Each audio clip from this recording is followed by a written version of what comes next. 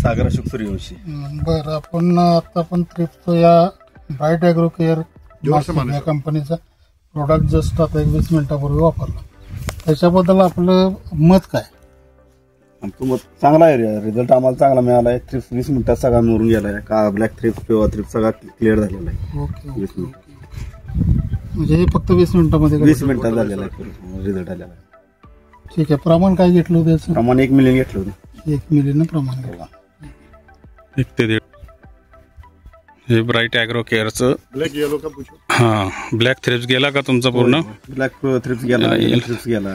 मारून 20 मिनिटं झालेले आहेत तिथं. आणि मिरचीवर एका फुलात 8-10 थ्रिप्स होते. सगळे मेलेले आहेत जवळजवळ 90%.